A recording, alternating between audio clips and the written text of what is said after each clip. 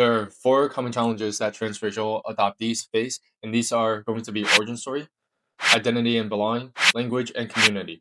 And I'm not saying that these challenges are going to be exactly the same for each and every adoptee, but these are going to be the common traits that I have found in my interviews and in all of my work in the adoption community. I'm Ben, and I am the creator of the channel Positively Oriented, a channel that was started a year ago and now has 3,000 subscribers with about 20,000 monthly views. This channel is completely free with the purpose of providing resources to other adoptees, whether they are in transracial or non-transracial situations. I'm going to highlight and go through how to identify each one of these challenges that we face and explain briefly on how we can address these challenges.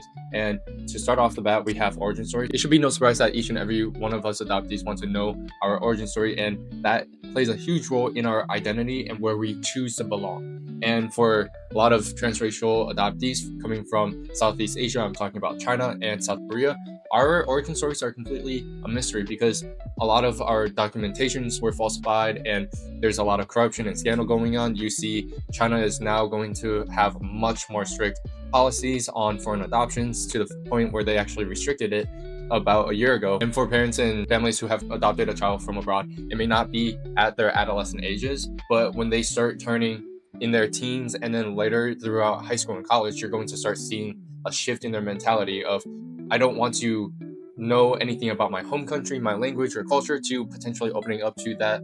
And that's going to be seen through individualism and through not wanting to identify with specific groups or people within their communities. And that's just because we're trying to find our story. We're trying to understand who we are and where we belong in the world.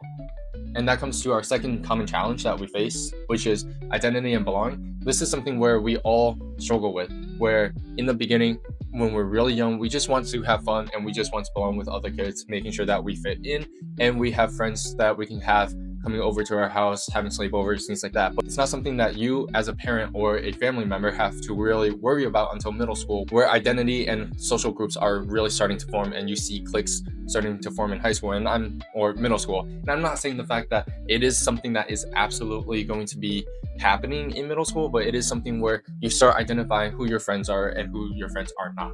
And in doing so, you're going to see your child is going to potentially think about where they belong in the world and trying to find a community where they can fit in. If you notice a common trend, we're going from the beginning, which is the origin story, where we're talking about elementary school, and then we're slowly transitioning throughout middle school, high school with identity and belonging. Language is going to be the next common challenge that transracial adoptees are going to be facing. And that's something that it wasn't for me until college when I wanted to relearn my Chinese. For a lot of other adoptees who I've spoken with, it comes down to being around high school and college when they want to relearn their native tongue. And that is something where as a parent and as a family member, there's not a whole lot of things that you can do. You can try and persuade and insist upon keeping some of your language for your child, but ultimately it does have to be them.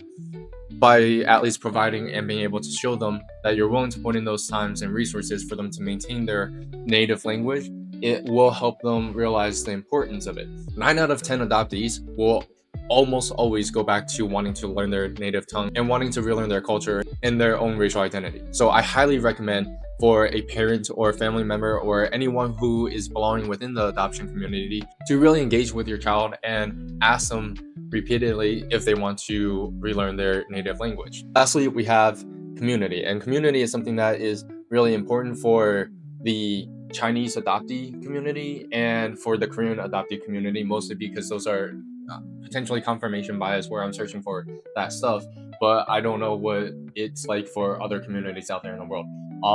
But I do understand that, transnational adoptions are really prevalent within Southeast Asia for a long period of time, right? But community is something where having a child be involved within Chinese communities or Korean communities, language communities, or whatever communities are relevant to your child is going to help them feel like they have a place to belong. And again, it's not something that their maturity level and social emotional awareness is going to allow them to understand when they're 7, 8 years old in elementary school just trying to make friends.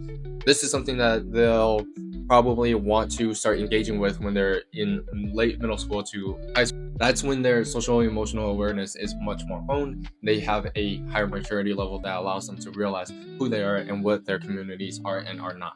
I just briefly gave a synopsis on how to identify and when to identify these 4 common challenges that faces transracial adoptees.